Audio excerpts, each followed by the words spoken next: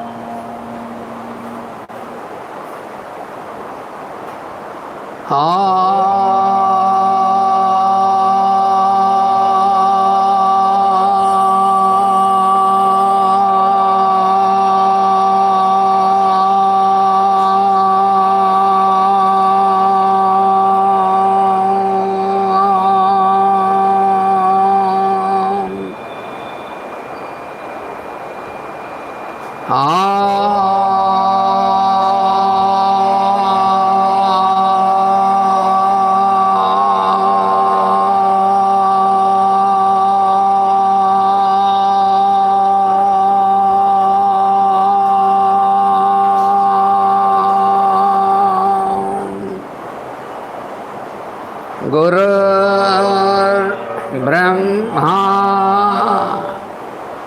गुरुर्विष्णुः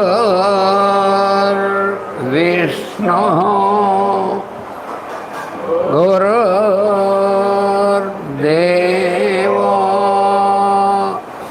महेश्वरः गुरुसाक्षात्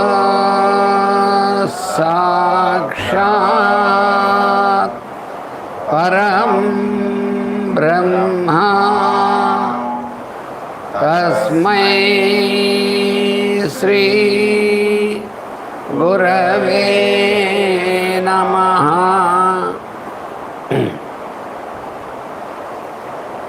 नमस्कारं मास्टर। नमस्कारं मास्टर।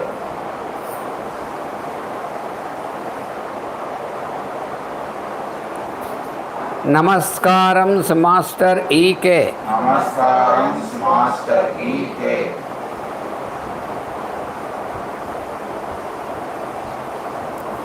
नमस्कारं मास्टर एमएन। नमस्कारं मास्टर एमएन।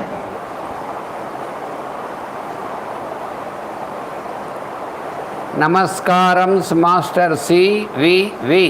नमस्कारं मास्टर सीवीवी।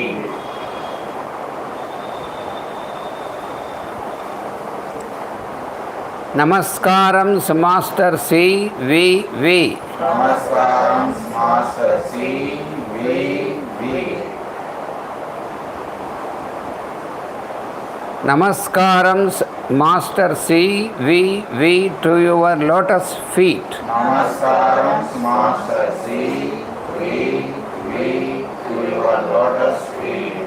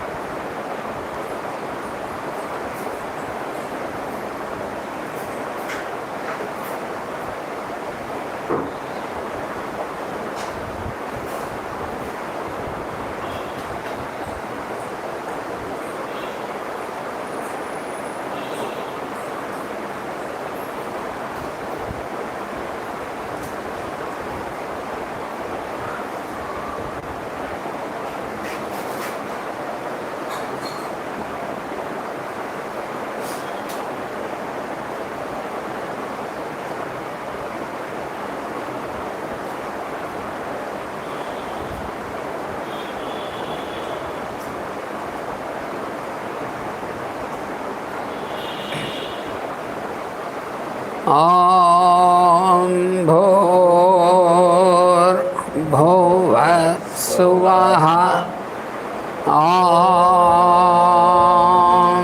तत्सवितुर्वरेण्यं भर्गो देवस्य धीमहि धियो यो न प्रचोदयात् ॐ भूर्भुवः सुवः ॐ तत्सवितुर्वरेण्यं भर्गो देवस्य धीमहि धियो यो न प्रचोदयात् ॐ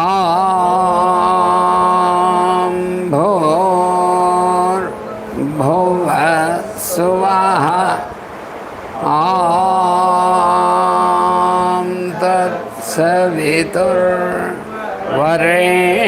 तत्सवितुर्वरेण्यं भर्गो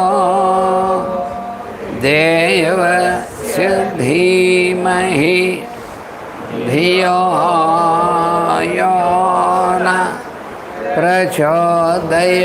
प्रचोदयात् ॐ भूर्भुवः सुवः ॐ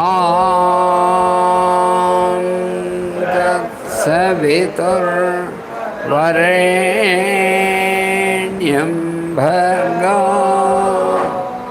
देवस्य धीमहि धियो यो न प्रचोदयात् ॐ भूर्भुवः सुवः ॐ तत्सवितुर्वरेण्यं भर्गो देवस्य धीमहि धियो यो न प्रचोदयात् ॐ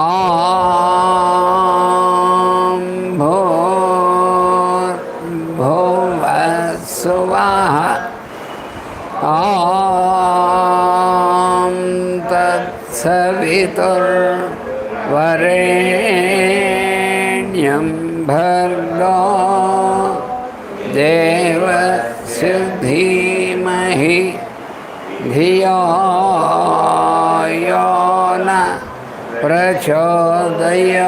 प्रचोदयात् ॐ भूर्भुवः सुवः ॐ तत्सवितुर्वरेण्यं भर्गो देवस्य धीमहि धियो यो न प्रचोदयात् ॐ भूर्भुवः सुवः ॐ तत्सवितुर्वरेण्यं भर्गो देवस्य धीमहि धियो यो न प्रचोदयात् ॐ भूर्भुवः सुवः ॐ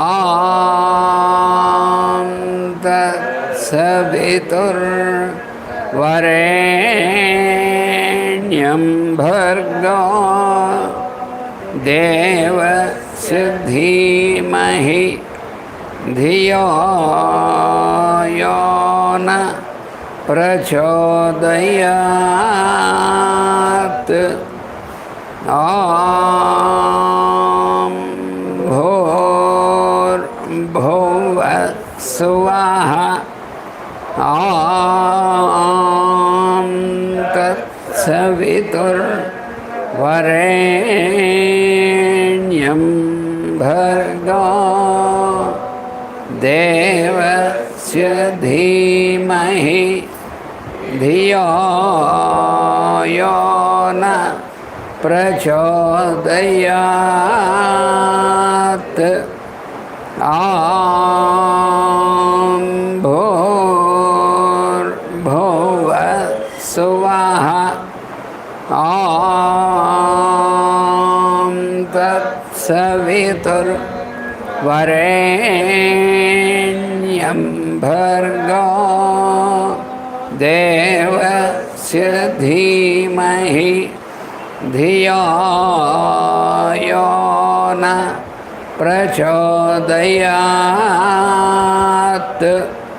ॐ भूर्भुवः स्वः ॐ तत्सवितुर्वरेण्यं भर्गो देवस्य धीमहि धियो यो न प्रचोदयात् ॐ भूर्भुवः स्वः ॐ तत्सवितुर्वरेण्यं भर्गो देवस्य धीमहि धियो यो न प्रचोदयात्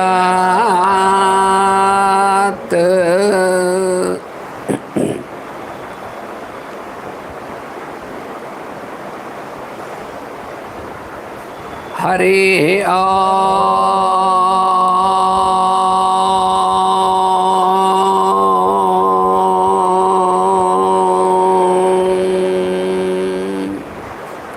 शं नो मित्रस्यं वरुणः शं no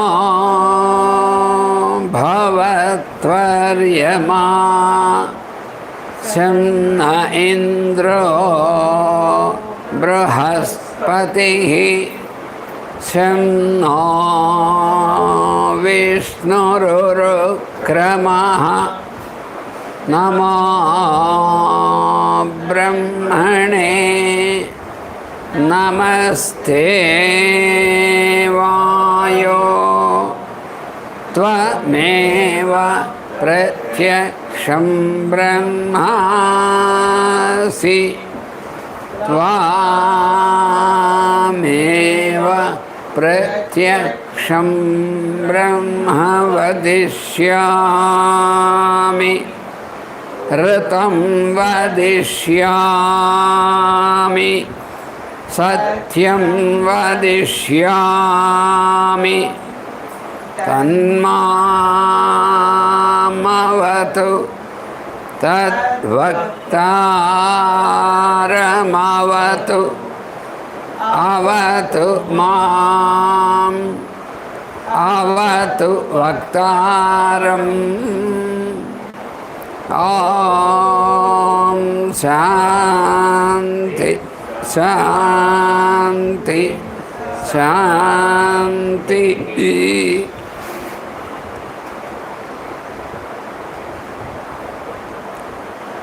May the light in me be the light before me. May I learn to see it in all. May the sound I utter reveal the light in me. May I listen to it while others speak. May the silence in and around me present itself. the silence which we break every moment. May it fill the darkness of noise we do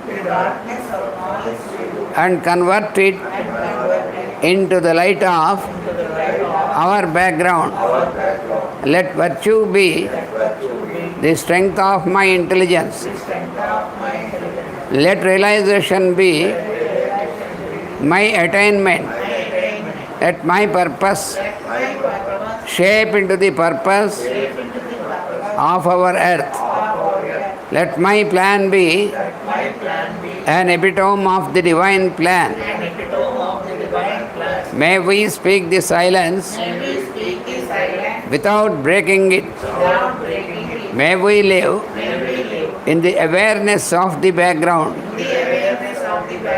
May we transact light in terms of joy. May we be worthy to find place in the eternal kingdom. Om.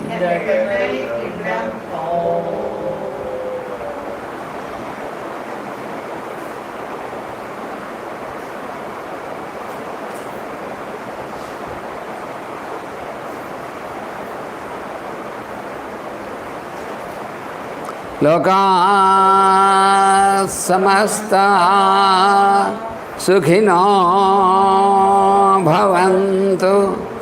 Loka samasta sukhino bhavantu.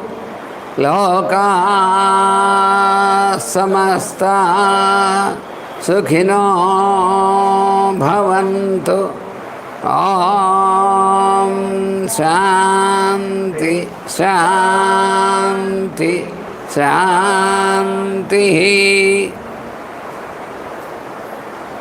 Ikirala kulam bodhi vidhumanandarupinam anantaryatano jatam Krishnam Vande Jagadgurum Sri Krishnamacharyamanantaputram Satsadhumitram Karunadranetram Gurum Gurunam Pitaram Pitronam Ananyasesha Saranam Prapadye. Ananyasesha Saranam Prapadye. Ananyasesha Saranam Prapadye. Yoga Prabha Samaradhya Janata Priya Janardanam Vandeham Ramakoti Sadesikam Premarupinam Vandeham Ramakoti Sam Roginam Artinasakam Prabhakara Samandhiram Parama Prema Sundaram Prabhakara Krupa Purna Jivanam Prema Bhavanam Pranatartiharam Krishna Rama Kodiswaram Bhaje. Aradhnamo Yatindra Sri Padabje Satvasiddhaye Yadrajole Savikshitam Samastam Charajastamaha Sitaarama Yatindra Sri Bhavavangmaya Bodhakam Sahasramukha Sandiptam Sri Lakshmanayatim Bhaje. Apamamba Namastubhyam Gurudeva Samanvite कल्याणगुणसम्पन्ने करुणापाङ्गवीक्षणे कृष्णमाचार्यशिष्येभ्यो नित्याराधितरूपिणे लोकावनव्रते देवी नित्यं त्वां प्रणमाम्यहं मातस्त्वं सर्वजीवानां कृष्णमाचार्यगेहिनी लोकाराधनकार्येषु मम बुद्धिं प्रचोदय श्रीकृष्णार्यतनोजातं धन्वन्तरि समप्रभं वराहमिहिराचार्यं सर्वरोगहरं भजे. Divine light, divine love, divine life, Master C.V. Namaskaram. Agratah prushthataschaiva parasvatascha mahabalau akarnapurnadhanvanau rakshetam ramalakshmanau. जगद्गुरो नमस्तुभ्यं हिमालयनिवासिने नमस्ते दिव्यदेहाय मैत्रेयाय नमो नमः.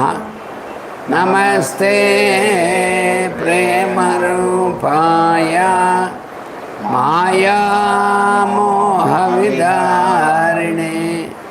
निर्मलाय प्रशान्ताय मैत्रेयाय नमो नमः.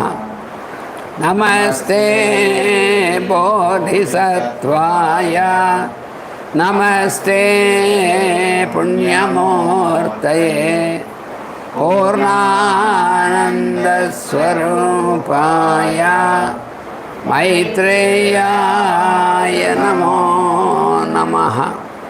सिद्धिबुद्धिप्रयुक्ताय सिद्धिबुद्धिप्रदायिने भवभीतिविनाशाय मैत्रेयाय नमो नमः. नमस्ते कर्मनिष्ठाय योगिनां पतये नमः.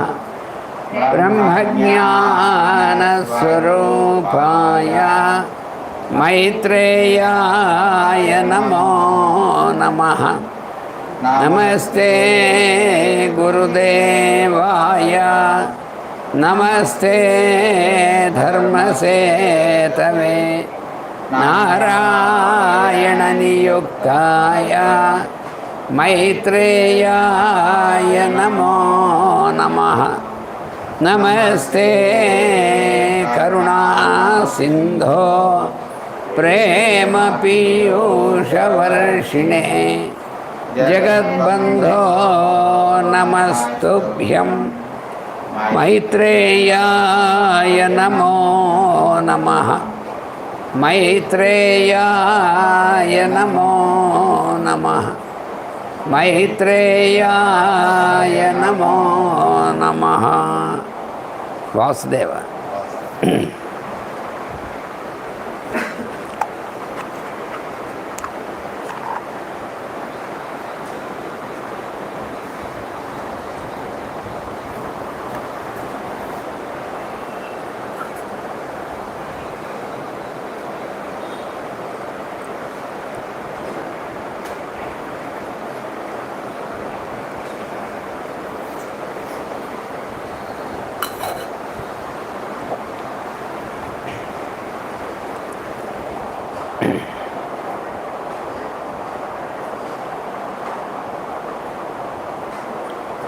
नमस्कार.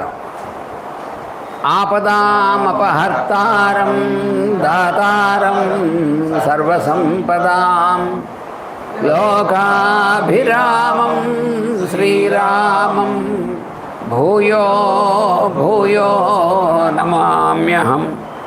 హనుమానంజనా సూను వాయుపుత్రో మహాబలః రామేష్టఫల్గుణసఖః పింగాక్షో అమితవిక్రమः ఉతధిక్రమణశ్చైవ సీతాశోకవినాశకः లక్ష్మణప్రాణదాతా చ దశగ్రీవస్య దర్పः ద్వాదశీతాని నామాని కపీంద్రస్య మహాత్మనః స్వాపకాలే పఠేన్నిత్యం యాత్రాకాలే విశేషతః తస్య మృత్యుభయం నాస్తి సర్వత్ర విజయీ భవేత్. తస్య మృత్యుభయం నాస్తి సర్వత్ర విజయీ భవేత్. తస్య మృత్యుభయం నాస్తి సర్వత్ర విజయీ భవేత్.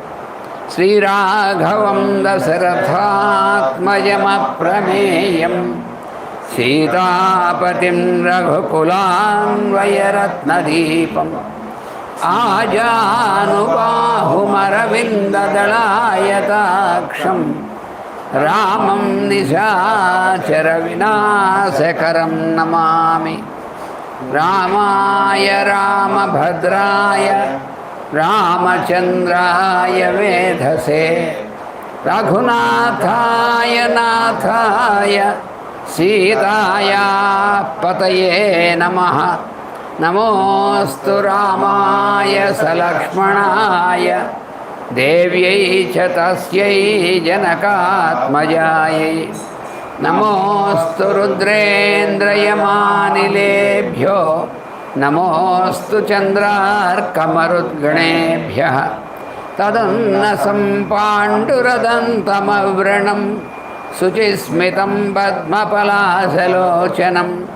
ద్రక్ష్యేతదార్యావదనం కదాన్వహం ప్రసన్నతారాధిపతుల్యదర్శనం. పూజంతం రామ రామేతి మధురం మధురాక్షరం ఆరుహ్య కవితాసఖాం వందే వాల్మీకికోకిలం.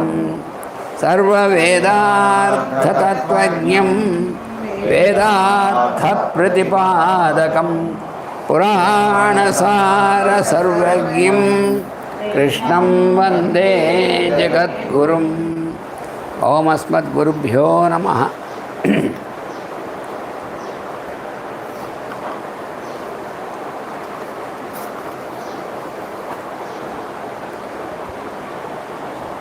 కపిశ్రేష్ఠుడైనటువంటి హనుమంతుడు యొక్క ప్రయాణం ఇంకా ఇంకా విజృంభణం అవుతూ చాలా అద్భుతమైనటువంటి రీతిలో మహావేగంగా ముందుకు సాగుతుంది.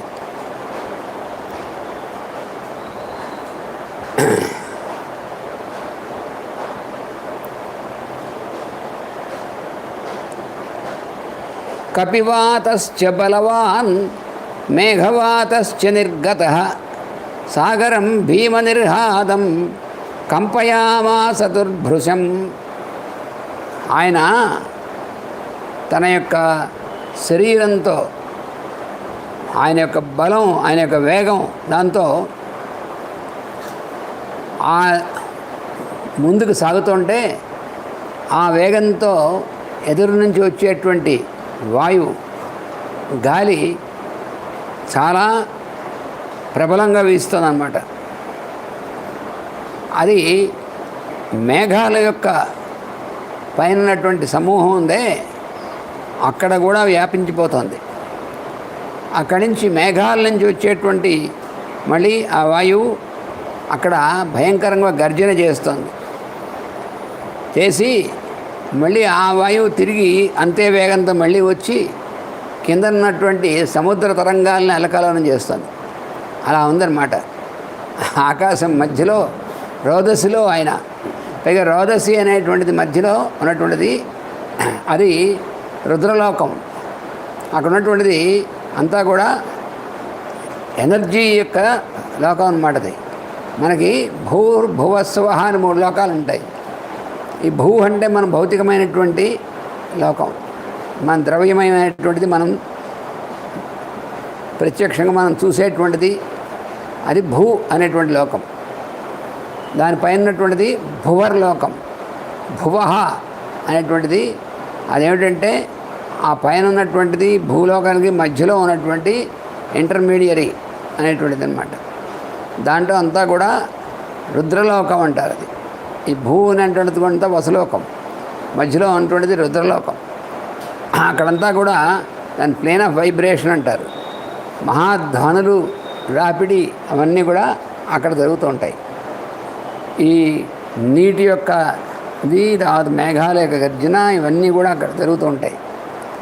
ఆ పైన అన్నిటికంటే పైన ఉన్నటువంటి సువర్లోకం, అది సు అనేటువంటిది అంటే అక్కడ వెలుగుతో రేడియేషన్ అన్నమాట, ప్లేన్ ఆఫ్ రేడియేషన్ అంటారు.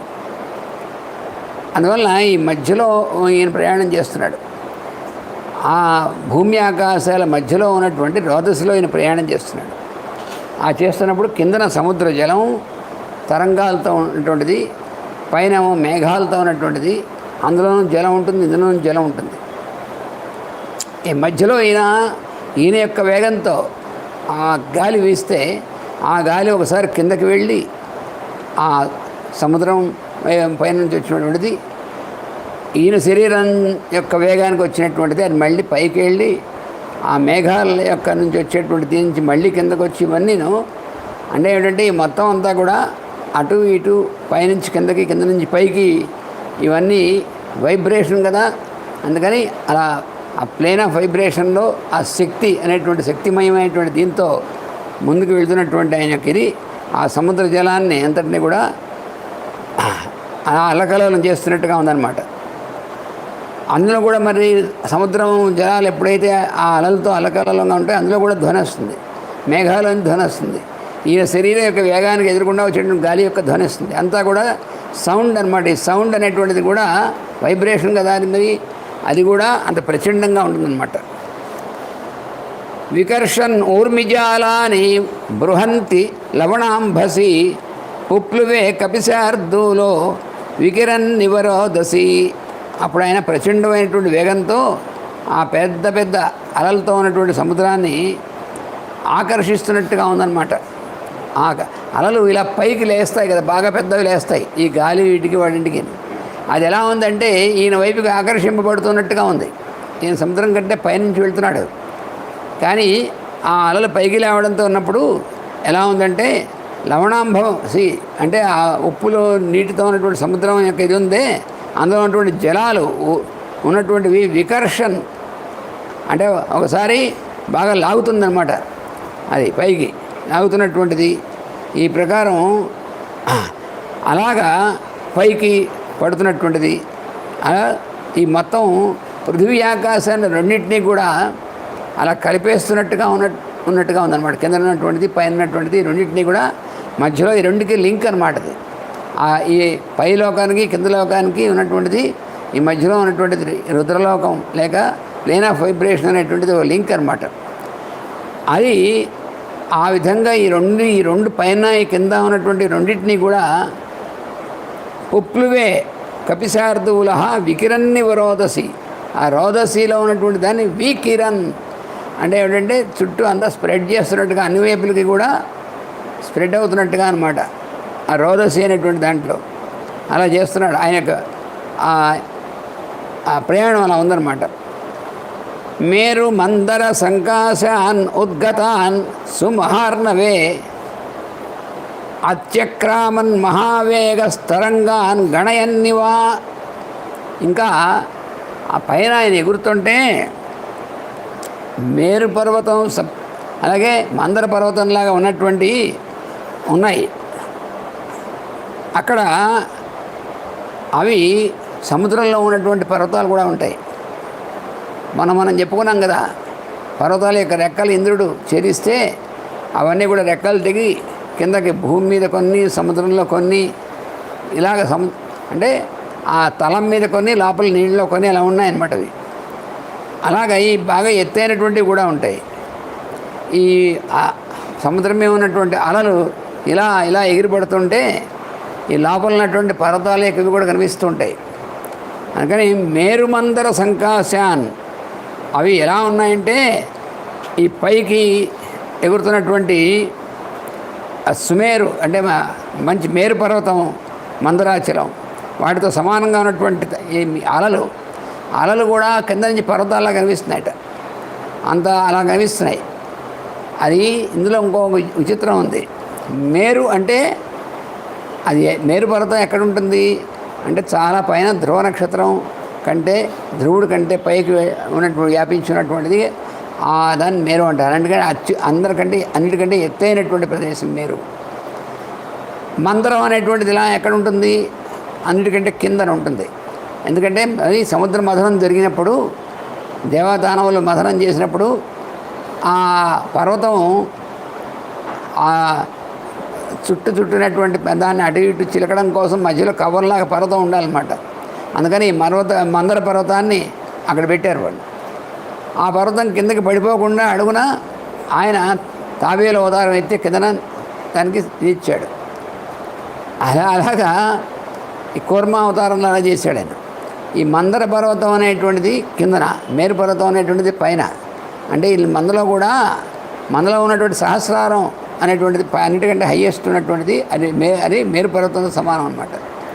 మనలో ఉన్నటువంటి మూలాధారం అనేటువంటిది మందర పర్వతం అనేటువంటిది సూచిస్తుంది.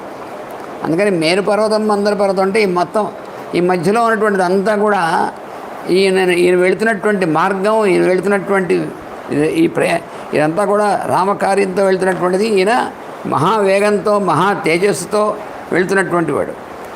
ఈయన మనం ముందు చెప్పుకున్నాం. ఈయన యొక్క ప్రజ్ఞ అనేటువంటిది ఈయన చైతన్యం అంతా కూడా, ఈయన చైతన్యం అనేటువంటిది ఈయన ఊర్ధ్వరేతస్కుడైన. ఈ ఊర్ధ్వరేతస్కుడు అవడం వల్ల అది సహస్రారం అనేటువంటిది ఆ పైకి వెళ్ళినటువంటిది. కానీ అక్కడి నుంచి మళ్ళీ ఇప్పుడు దక్షిణం వైపుకి వెళ్తున్నాడు అని చెప్పారు కదా. లంక ఎక్కడ ఉంది? దక్షిణం వైపు ఉంది. ఆ దక్షిణం వైపు ఉన్నటువంటిది ఎందుకు వెళ్తున్నాడు? అమ్మవారు ఇప్పుడు దక్షిణంలో ఉన్నటువంటిది లంక దాంట్లో ఉంది. దీనికి ఏమిటది అంటే కిందన మూలాధారంలో ఉన్నటువంటి కుండలిని శక్తి అనేటువంటిది ఏదైతుందో ఆ రూపంలో అమ్మవారు అక్కడ ఉందన్నమాట. అందుకని ఈయన ఏం చేస్తున్నాడు? ఆ పైనుంచి మళ్ళీ కిందకి వెళుతున్నాడు. ప్రయాణం అనేటువంటిది ఆ ఉత్తరం అనేటువంటి దాని నుంచి దక్షిణం అనేటువంటి దాని వైపుకి వెళ్తున్నాడు. ఈ ప్రక్రియలో ఇవన్నీ ఈ జరుగుతున్నటువంటి దాంట్లో వెళుతుంటే ఈ సముద్ర తరంగాలు ఈ రాపిడికి, ఈ వేగానికి ఒక్కొక్కటి పెద్ద పెద్ద అంత ఎత్తు ఎగిరి మళ్ళీ పడుతుంటే పెద్ద కొండల్లా ఉన్నాయి. తరంగాలే పెద్ద కొండల్లా ఉన్నాయట. ఉంటే ఈయన చూసేవాడికి ఎలా ఉందంటే ఆ పైనుంచి వెళుతున్నాడు, కిందకి ఇలా చూస్తూ పైనుంచి వెళుతున్నాడు, ముందుకు చూస్తున్నాడు, కింద కూడా దృష్టి ఉంటుంది కదా. వెళుతుంటే ఈ పర్వతాలు అనేటువంటివి పైకి ఎగురుతున్నట్టుంటే వాటిని లెక్క పెడుతున్నట్టుగా ఉందిట. కపిసార్ధువుల ఆయన మేరు అత్యక్రామన్ మహావేగ స్తరంగాన్ గణయన్నివా. గణయన్ అంటే లెక్క పెడుతున్నటువంటి దానిలాగా ఉందిట ఆయన. అలా ఉన్నట్టు ఆయన. తస్య వేగ సముద్ఘృష్టం జలం సజలదం తదా అంబరస్థం విభభ్రాజే శరదభ్రమివాతతం.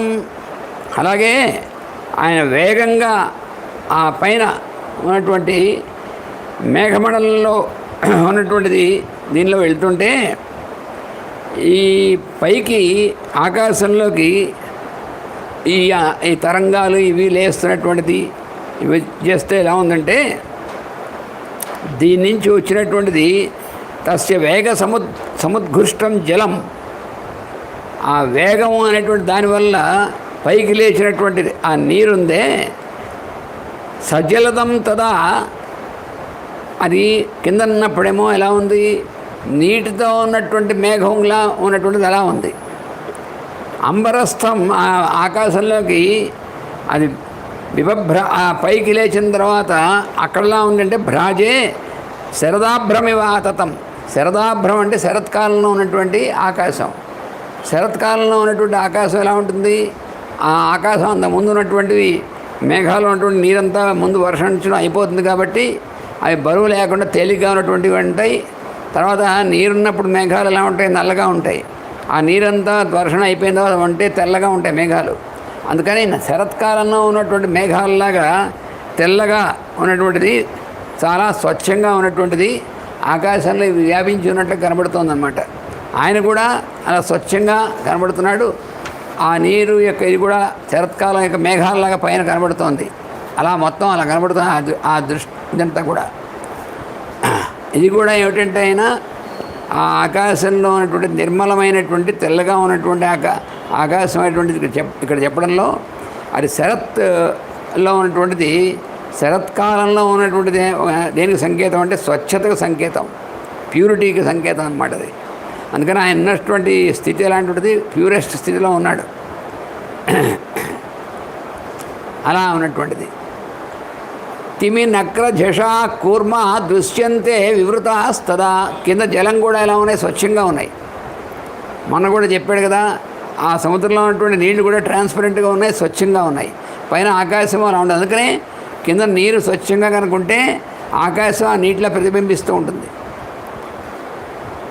నీరు కనుక బురదతో కూడిందనుకోండి, అప్పుడు ఆకాశం ప్రతిబింబం సరిగ్గా ఉండదు, నీళ్ళలో విరిగిపోయినట్టుగా ఉంటుంది. మనం మంచి పూర్ణిమ వెన్నెల ఉందనుకోండి, మనం ఏదైనా సరే నిశ్చలంగా ఉన్నటువంటి సరోవరంగా ఉంటే ఆ పైన ఆకాశంలో ఉన్నటువంటి తారకలు, ఆ వెలుగుతున్నటువంటి చంద్రుడు వాళ్ళ నీటిలో కనిపిస్తూ ఉంటారు. ఆ పైన ఎలా ఉందో కింద కూడా అలా కనిపిస్తూ ఉంటుంది.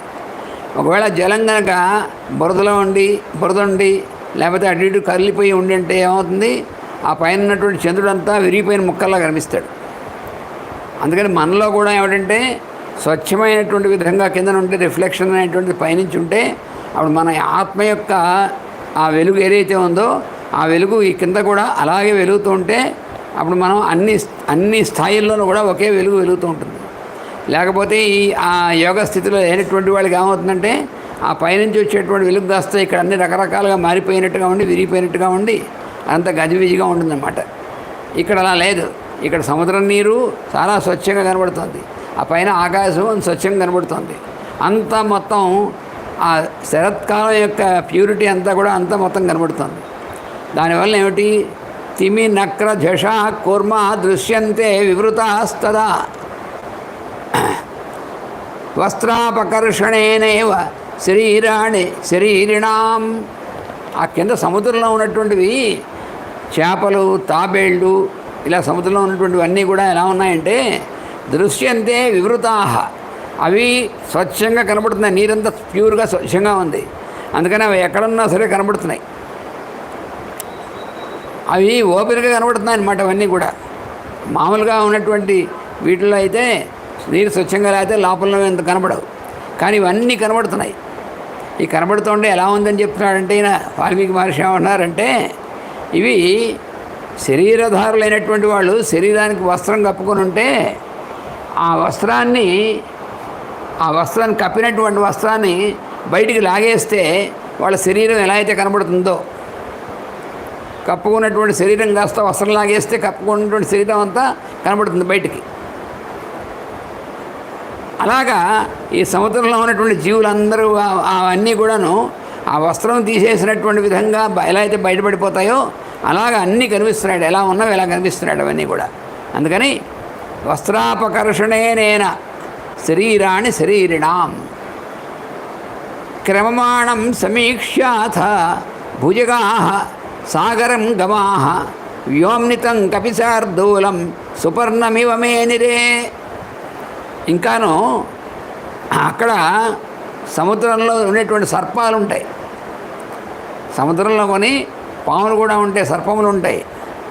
భుజగాహ, భుజగం అంటే భుజంగమము, పాముల్ని భుజంగమం అంటారు, భుజంగం అంటారు. ఎందుకనంటే అది భుజములు అనేటువంటి వాటిని ఆధారంగా తీసుకుని గమనం చేస్తూ ఉంటుందని, అది భుజంగమం అని. అవి ఆ కింద సముద్రంలో కూడా ఉన్నాయి.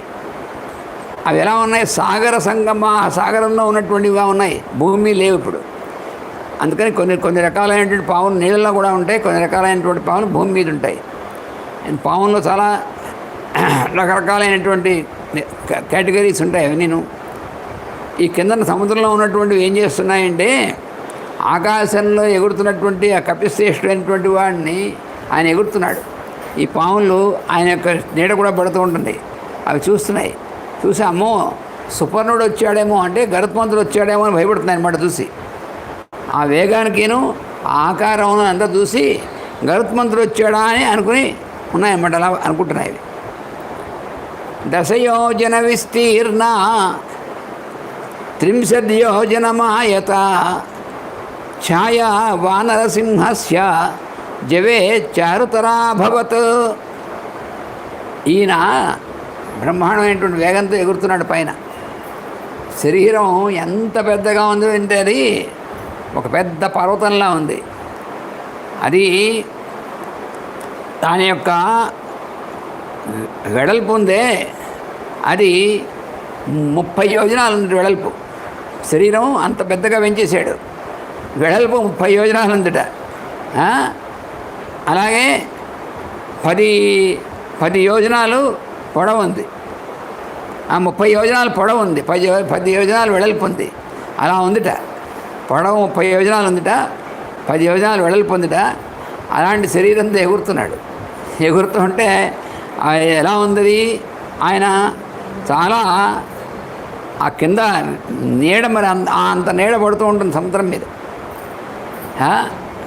అంత నీడ సముద్రం మీద పడుతుంటే ఆ పైన ఈయన ఎగురుతున్నాడు, కింద నీడ సముద్రం అలా సముద్రం మీద నీడ కూడా అలా అదే వేగంతో వెళుతుంటే చూడ్డానికి చారుతరా అభవత్ చాలా అందంగా ఉందిట. వర్ణనాతీతమైనటువంటి విధంగా ఉందిట. అలా ఉందన్నమాట. అంటే ఇక్కడ ఏమిటంటే పైన స్థాయిలోనూ కింద స్థాయిలోనూ కూడా యాజ్ అబౌవ్ సో బిలో అని మనకు ఒక సూత్రం ఉంది.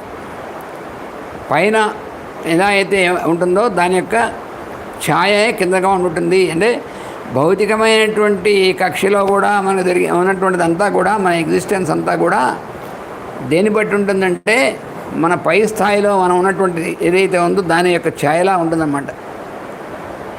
అందుకని అలాగే మన సృష్టిలో ఉన్నటువంటిది అంతా కూడా ఊర్ధ్వలోకాల్లో అంటే సువర్లోకంలో ఉన్నటువంటిది ఆ పైన ఉన్నటువంటిది ఏం జరుగుతుందో ప్రక్రియ అది కూడా కింద కూడా జరుగుతుంది. అదే మొత్తం ఫార్ములా అంతా కూడా.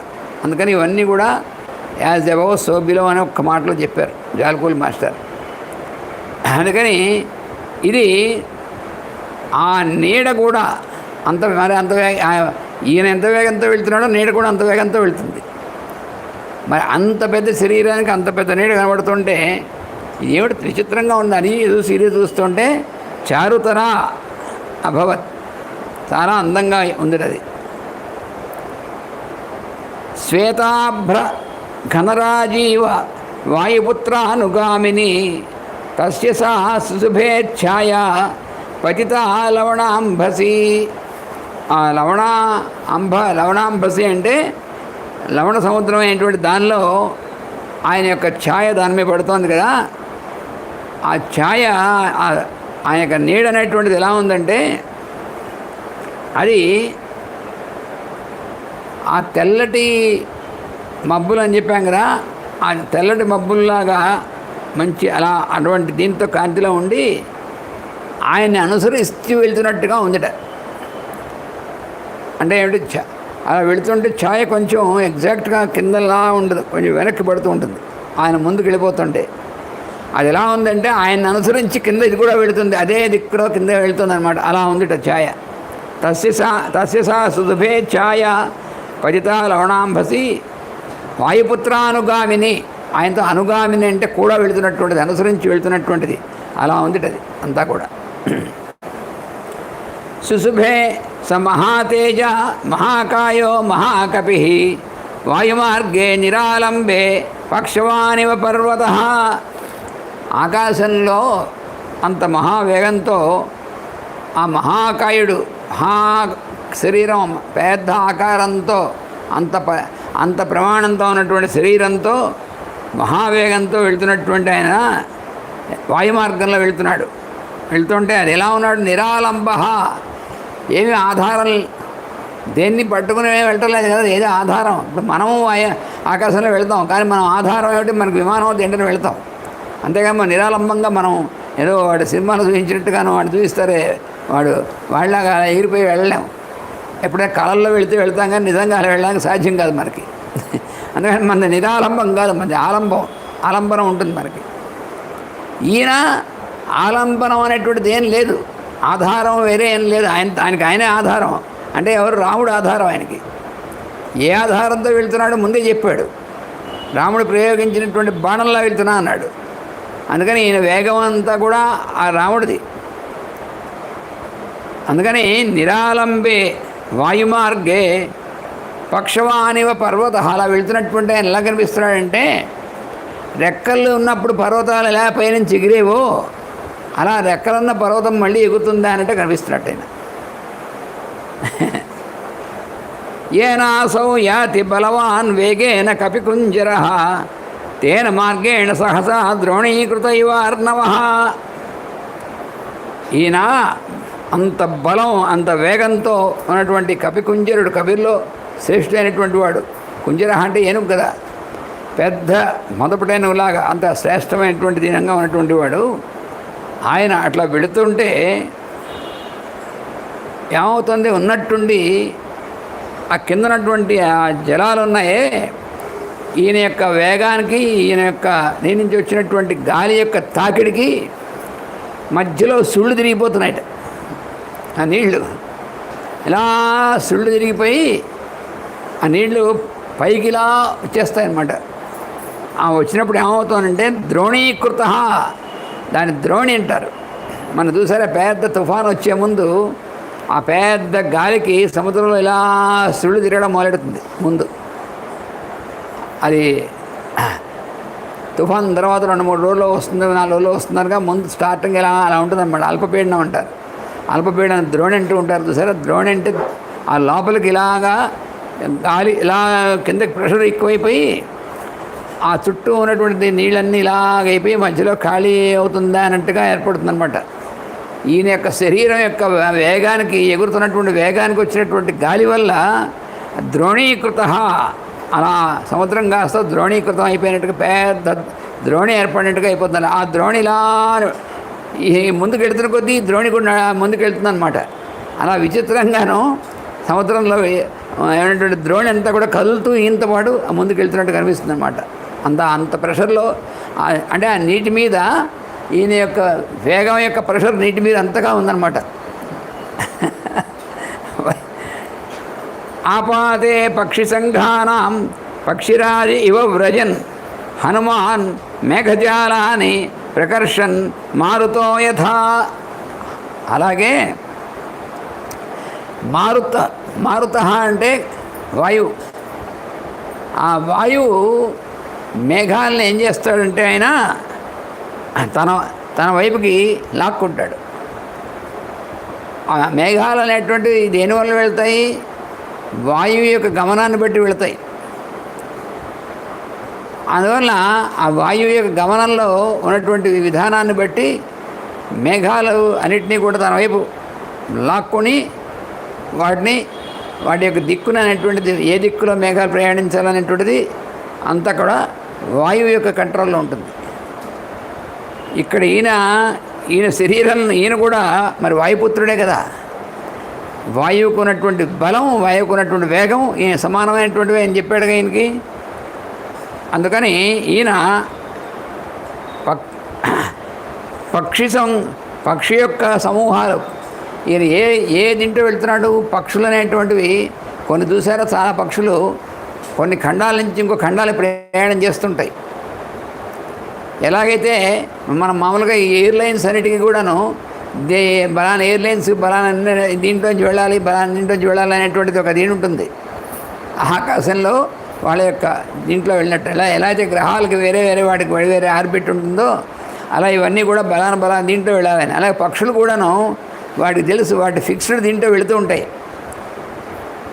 మనకి మన ఏదో పెద్ద నాలెడ్జి, పెద్ద కంప్యూటరైజ్డ్ ఇది, పెద్ద ఇవన్నీ క్యాలిక్యులేషన్స్ ఇవన్నీ చేసి వీటిలో ఎలా వెళ్ళాలి. మరి వాటి క్యాలిక్యులేషన్ ఆటోమేటిక్గా వాటికి ఉంది. ఆ ఖండాన్ని నుంచి ఖండానికి వెళ్ళేటువంటి పక్షులన్నీ కూడా ఆ కొన్ని పక్షులు ఒక దీంట్లో వెళ్తాయి, ఇంకొన్ని పక్షులు ఇంకో లేయర్లో వెళ్తాయి.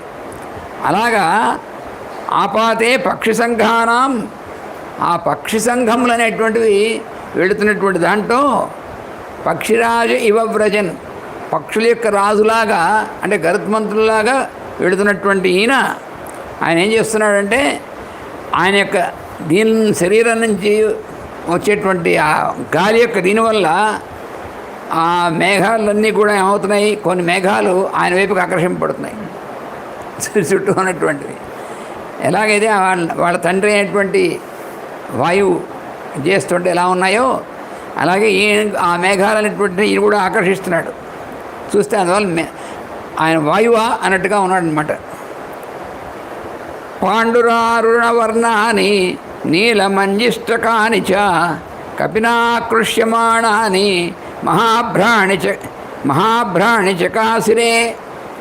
అలాగా ఈయన వైపు ఆకర్షింపబడి ఈయన వైపు వస్తూ ఈయనతో పాటు ఈయన దగ్గరికి వస్తూ ఈయనతో పాటు వెళుతున్నటువంటి మేఘాలు ఉన్నాయే, అవి ఎలా ఉన్నాయంటే కొన్ని పాండుర తెల్లగా ఉన్నటువంటి మేఘాలు, కొన్ని అరుణ ఎర్రగా ఉన్నటువంటి మేఘాలు, కొన్ని అంటే అవి సూర్యుని యొక్క రశ్మి ఎటు నుంచి రిఫ్లెక్ట్ అవుతుందో దాన్ని బట్టి వాటి యొక్క ఆ రంగులు ఉంటాయి.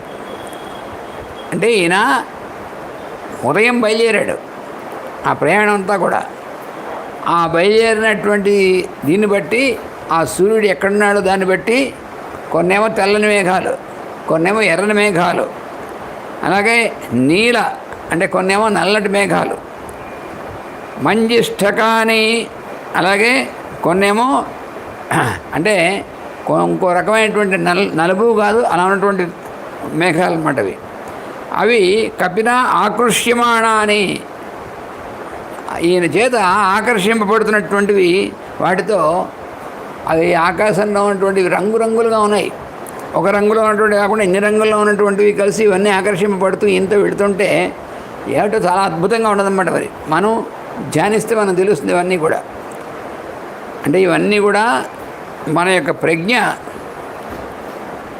కింద నుంచి పైకి వెళ్ళి పైనంతా కూడా ఇది చేసి మళ్ళీ అక్కడి నుంచి కిందకి మూలాధారంలో ఉన్నటువంటి అమ్మవారి యొక్క దర్శనం కోసం వెళుతున్నటువంటి జర్నీలో ఆ ప్రయాణంలో మనకి కూడా అలాంటి ఎక్స్పీరియన్స్ అనేటువంటిది వస్తూ ఉంటుంది. అయితే అవన్నీ మనం ఊహించుకోకూడదు. చాలామంది ఏం చేస్తారంటే ఈ ధ్యానంలో మనకి ఎక్స్పీరియన్స్ వస్తుంది కావాల్సిన ఊహించుకుంటే వీళ్ళు అనుకునేటువంటివన్నీ వస్తాడు, అలా వచ్చేవి కావు ఇవి. ఇక్కడ ఎలా అయితే మేఘాలు న్యాచురల్గా వస్తాయో మబ్బులు, అలా న్యాచురల్గా వచ్చేటువంటి వాటిని అందుకనే మాస్టర్ సివి గారు ఏం చేశారంటే నువ్వు కళ్ళు మూసుకో, స్మరించు, కళ్ళు మూసుకో, ఏం జరుగుతుందో అబ్జర్వ్ చేస్తూ ఉంటున్నారు. అంతేగాని మనం ఊహించమని చెప్పలేదు ఏమీను. కొంతమంది పాపం తెలియక మన వర్కింగ్స్ అవన్నీ రావాలని వీళ్ళు ఊహించుకొని అవన్నీ వచ్చినట్టుగా వీళ్ళే ముందే అయిపోతుంటారు. అవేం చేయకూడదు. అది వాటంతా అవి ఏమొస్తాయో అవి మనం చేస్తారన్నమాట. ప్రక్రియ జరుగుతూ ఉంటే ఆ ప్రక్రియ ఏం జరుగుతుందో నువ్వు అబ్జర్వ్ చేస్తూ ఉండని చెప్పారు. అందుకనే అలాగే ఈయన యొక్క ఇది కూడా అటువంటిది. ఈయనేమి చేయడు, ఈ మేఘాలు నాకు రావాలి, ఇవి నా చుట్టూ అనుకుంటాడు. ఈయనకి అసలు వేరే దృష్టి ఉందా? అనన్యమైనటువంటి దృష్టి, ఒకటే దృష్టి, అమ్మవారి యొక్క దర్శనం. అందుకని ఇవన్నీ ఈయన చూస్తున్నటువంటి వాడికి వచ్చే అనుభవాలు అన్నమాట. ఈయన ప్రయాణం చేస్తుంటే మరి ఆయన ప్రయాణం చేస్తే ఎవరు చూస్తే చాలామంది జీవులు చూస్తారు. అంతరిక్షంలో ఉన్నటువంటి చాలామంది అటు దేవతలందరూ ఈయన చూస్తూ ఉన్నారు. ఎందుకంటే ఈయన యొక్క సక్సెస్ వాళ్ళకి సక్సెస్ అన్నమాట. ఇదేమిటి దైవ కార్యం. అందుకనే ఇక్కడ మనం మొట్టమొదటి కూడా గుర్తుపెట్టుకోవాల్సింది ఏమిటంటే ఎందుకు హనుమంతుడు అంత అద్భుతమైనటువంటి విజృంభణ చేయగలిగేటువంటి శక్తి ఎలా వచ్చింది అంటే అసలు అక్కడ పర్సనల్ అనేటువంటిది ఏం లేదు, వ్యక్తిగతమైనటువంటిది ఏం లేదు. అది రామకార్యం, లోకహితార్థమైనటువంటి పని. అందుకోసం వెళ్తున్నాడు ఆయనకు. అందువల్ల ఆయన ఏమీ తన యొక్క ఇదైనటువంటిది లేదు కాబట్టి సంపూర్ణమైనటువంటి ఆ బలంతో, రాముడి యొక్క బలంతో వెళ్తున్నాడు ఆయన. ఆ యొక్క గురువు యొక్క అనుగ్రహంతో వెళ్తున్నాడు, భగవద్ అనుగ్రహంతో. అందుకని దేవతలందరూ కూడా, ఆ దేవతలు, గంధర్వులు, యక్షులు, కిన్నరులు అని చెప్పాడు, విద్యాధరులు వీళ్ళందరూ కూడా, అలాగే కొంతమంది మహాతపస్సు ఉండేటువంటి ఋషులు వాళ్ళందరూ కూడా ఈ సన్నివేశం ఎప్పుడు వస్తుందని వాళ్ళు ఎదురు చూస్తున్నారు. ఎందుకంటే రాముడు ఆ రావణాసురుణ్ణి, తర్వాత రాక్షసులో ఉన్నటువంటి మహాభయంకరమైనటువంటి రాక్షసుల్ని వాళ్ళందరినీ కూడా సంహరించి ఈ భూభారం తొలగించాలి, తర్వాత సజ్జనులైనటువంటి వాళ్ళందరిని రక్షించాలి. అది జరగాలంటే ముందు ఇంత ప్రక్రియ ఉంది. అందుకని ఆ సీత వెళ్ళి అక్కడ ఉంది కదా ముందే ఆవిడ. అందుకని మనం ఎప్పుడూ గుర్తుపెట్టుకోవాలి, మొట్టమొదట రాముడు అరణ్యానికి వెళతా అనేటువంటిది బయలుదేరుతా అని చెప్పినప్పుడు నువ్వు అయోధ్యలో ఉండు, నిన్ను వెళ్ళమని లేదు, నేనే వెళతా అని చెప్పినప్పుడు సీత ఏమంది? ఏం పర్వాలేదు, నీకంటే నేను ముందు నడుస్తానని చెప్పింది ఆవిడ. అంటే దాంట్లో సిగ్నిఫికెన్స్ ఏమిటి? ముందు ఆవిడే వెళ్ళింది లంకకి, చూసారా? అంటే ఎక్కడైతే అది జరగవలసినటువంటి ప్రక్రియ ఉందో అక్కడికి ముందు ఆవిడ వెళ్ళింది. ఆవిడ వెళ్ళి ముందు అక్కడ ఉన్నటువంటిది ఉంటే అప్పుడు వెనకాల మళ్ళీ వీళ్ళందరితో పాటు తీసుకుని ఆయన వెళ్ళాడు. ఇందులో అంత వ్యవహారం ఉంది. ఆవిడ చెప్పినటువంటి మాటలో ఇంత అర్థం ఉంది. నీకంటే ముందు నేనుంటానేం ఆ మొత్తం దీంట్లో అని చెప్పేసి. అందుకని ఈ దేవకార్యం, అందుకనే దేవకార్య సముద్యత అని లలిత సహస్రనామ నామం ఉంది. దేవకార్య సముద్యత అంటే దేవకార్యం కోసం ముందుగా సిద్ధమైనటువంటిది అంటే ఆ సీతాదేవి అనమాట. అది రిఫరెన్స్ ఆవిడికి. దేవకార్య సముద్యత అంటే మనకి లలితా సహస్రనామంలో వచ్చేటువంటి నామాలన్నిటువంటి జాగ్రత్తగా చూస్తే ఆ నామాలు అనేటువంటి దాంట్లో సీతాదేవి యొక్క మనకు కనిపిస్తుంది. అమ్మవారి యొక్క ఇదంతా కూడా ఆవిడలో ఆవిడ అమ్మవారికి జగన్మాతే. విష్ణువు అన్నా శివుడన్నా ఇద్దరికి భేదం లేదని మనం తెలుసుకున్నట్టయితే, అందుకని విష్ణు శక్తి అయినటువంటి లక్ష్మీదేవి అన్నా శివుడి యొక్క శక్తి అయినటువంటి పార్వతీదేవి అమ్మవారన్నా ఏం భేదం లేదు. త్రిమూర్తుల్లో భేదం లేదు, అలాగే త్రిమూర్తుల యొక్క శక్తుల్లోనూ భేదం లేదు. అందుకని మనం ఆ సహస్రనామంలో ఉన్నటువంటి అందరికీ వర్తిస్తాయి వీళ్ళందరికీ. అది తెలియకపోతే వాళ్ళు కంగారు పడుతుండే అందరూ ఆమెను చదువుకుని కూడా. అందుకని ఇందులో అది మనకు కనిపించేటువంటిది. ప్రవిశన్ అభ్రజాలాని నిష్పతంత పునః పునః ప్రచ్ఛన్నశ్చ ప్రకాశశ్చ చంద్రమా ఇవ దృశ్యతే. అలాగే ఆ మేఘాల యొక్క సమూహాలు ఉన్నాయి చూసారా, ఆ సమూహాల్లో ప్రవిశన్ పునః పునః ఈయన ఏం చేస్తున్నాడు? అలా వెళుతుంటే ఒకసారి అంటే మనకు బాగా కామన్గా మనం చూస్తే అర్థమవుతుంటుంది. మనం బాగా మేఘాలు ఉన్నాయనుకోండి, మనం లేచినటువంటి విమానం వెళ్ళినప్పుడు మేఘాలు లేకపోతే మనకి ఎప్పుడు లావకాయ తింటూ వెళుతున్నట్టు ఉంటుంది. మేఘాలు ఉంటే కాసేపు మేఘాల మధ్యలో వెళ్తే మనకు కనిపించదు, కాసేపు మళ్ళీ బయటకు వచ్చినట్టు కనిపిస్తూ ఉంటుంది. అలాగే ఇక్కడ ఈయన కూడా ఏంటంటే ఒక్కోసారి మాటిమాటికి ఆ మేఘజాలాల లోపలికి వెళ్ళినప్పుడు మనకు కనిపించకుండా ఉంటాడు, మళ్ళీ బయటకు వస్తాడు. అలా కనిపించకుండా లోపలికి వెళ్ళి మళ్ళీ బయటకు వచ్చి దాగుడు మూతలు ఆడుతున్నట్టుగా ఉంటాడు, మళ్ళీ వెళుతున్నట్టు ఆయన. ఇది చూస్తే ఎలా ఉందంటే చంద్రుడు పైన ఉన్నప్పుడు మేఘాలన్నప్పుడు కాసేపు చంద్రుడు మబ్బుల్లోకి వెళ్ళిపోతూ ఉన్నట్టు కనిపిస్తాడు. ఆయన వెళ్ళిపోడు, మేఘాలు కదులుతూ ఉంటే ఆయన ఎంతో వెళుతున్నట్టు కనిపిస్తుంది. మనకు ఎలా కనిపిస్తుంది? మేఘాలకు వెళ్ళిపోయాడు చంద్రుడు. ఆయన చంద్రుడు మేఘాలకు వెళ్ళిపోలేదు, అయితే సూర్యుడు మేఘాలకు వెళ్ళిపోయాడు అంటాం. మేఘాలు ఎక్కడున్నాయి, వాళ్ళు ఎక్కడున్నారు? సూర్యచంద్రుడు మేఘాల కంటే చాలా పైన ఉన్నారు. మేఘాలు కదులుతూ ఉంటాయి ఆకాశంలో మధ్యలో. ఆ కదులుతూ ఉన్నప్పుడు అవి అడ్డొచ్చినప్పుడు వాటిలో దాక్కున్నట్టుగా ఉంటుంది, మళ్ళీ మేఘం అటు వెళ్ళిపోయినప్పుడు మళ్ళీ బయటకు వచ్చినట్టుగా ఉంటుంది. ఇక్కడేమిటి? ఈయన కదులుతున్నాడు, అవి కదులుతున్నాయి కానీ అంతకంటే వేగం కదులుతున్నాడు ఈయన. అందుకని ఒకసారి ఆ మేఘాల్లోకి వెళ్ళినప్పుడు మనకు కనిపించకుండా ఉన్నట్టుగా ఉంటున్నాడు, మళ్ళీ మేఘాలని బయటకు వచ్చినప్పుడు కనిపిస్తున్నాడు. అలా ఉన్నటువంటి చంద్రుడిలాగా ప్రకాశిస్తున్నట్టే. ప్లవమానంతు తందృష్ట్వా ప్లవగం త్వరితం తదా వవృషుస్తత్ర పుష్పాణి దేవగంధర్వత్ర చారణా. ఇలాగా మంచి వేగంతో హనుమంతుడు ఇలా ముందుకి వెళుతుంటే అమ్మ రామకార్యంలో చాలా వేగంగా ముందుకు వెళుతున్నాడు అనేటువంటి దానివల్ల ఆ దేవతలు గంధర్వులు చారణలు వాళ్ళంతా కూడా ఉన్నారే, వాళ్ళు పుష్పవృష్టిని కురిపించారు ఈయన మీద పైనుంచి. అంటే వాళ్ళెంతో ఆనందపడి పుష్పవృష్టి కురిపించారన్నారు. తతాపనహితం సూర్య ప్లవంతం వానరేశ్వరం శిషేవేచ తథా వాయు రామకార్యార్థసిద్ధయే. చూసారా, పైన అంత ఆ పైనుంచి వెళుతుంటే అది ఉదయం బయలుదేరాడు కదా, మరి వెళ్తున్నాడు, ప్రయాణం చేస్తున్నాడు, ఆ పైనుంచి వెళ్తుంటే ఎంత వేడిగా ఉంటుంది సూర్యుడి యొక్క తాపం, వీపు మాడిపోతూ ఉండాలి కదా. కానీ ఇక్కడ ఏమైందట, తతాపనహితం సూర్య, సూర్యుడు ఆయనకు తాపం కలిగించట్లేదట. అంటే మిగతా మనం కింద ఉన్నటువంటి వాళ్ళం ఉష్వాష అనుకోవాలి ఏంటంటే, కానీ అంత పైన ఉన్నప్పటికీ కూడా ఆయనకి తాపం కలిగించకుండా సూర్యుడు జాగ్రత్తగా ఆయన తాపాన్ని ఈయనకి హనుమంతుడు కలిగించకుండా చూస్తున్నట్టు ఆయన. నహితం సూర్య తతాప ప్లవంతం వానగేశ్వరం, అలా ఎగురుతున్నటువంటి వానరేశ్వరుడు మీకు ఆయనకి తాపం కలిగించకుండా సూర్యుడు తనే చూసుకుంటున్నాడు, ఆ హీట్ రెగ్యులేషన్ అంతా ఆయనే చూస్తున్నట్టు. శిషేవేచ తదా వాయువు కూడా ఆయన సేవిస్తున్నట్ట. ఎలాగా ఆయనకు చక్కగాను అనుకూలంగా తాత హాయిగా ఉండేట్టుగాను విధంగా వాయువు వీస్తున్నట్ట. ఈ రెగ్యులేషన్ అంతా వాయువు చేస్తున్నాడు, ఆ హీట్ రెగ్యులేషన్ అంతా ఆయన చేస్తున్నాడు. ఎందుకు చేస్తున్నారు వీళ్ళు అంటే రామకార్యార్థ సిద్ధయే, రాముడి యొక్క పని అనేటువంటి సిద్ధించడం కోసం ఈయన వెళ్తున్నాడు కాబట్టి, ఈయన ద్వారా సిద్ధి జరగాలి కాబట్టి ఈయన్ని వాళ్ళు అలా జాగ్రత్త కాపాడుతున్నారట. చూసారా, అంటే ఏమిటి, తనదంటూ ఏం లేకుండా జీరో, తనదంటూ దానికి కావాల్సింది ఏం లేదు, ఈయనకి కావాల్సింది ఏముంది, ఏం లేదుగా. ఈయనకి నాకు ఇది కావాలని కోరిక ఏమైనా హనుమంతుడికి ఉందా, ఏమీ లేదు. పోనీ ఈయనంత గొప్పవాడు అనేటువంటి కీర్తి నాకు నిలబడిపోతున్నాను అనుకున్నాడో, అది లేదు. ఏ రకమైనటువంటిది దానికి కావాల్సింది లేదు. కేవలం రామకార్యం అంతే. భగవంతుడు గురువు అన్నీ రాముడే కదా, మరి ఆయన యొక్క పని.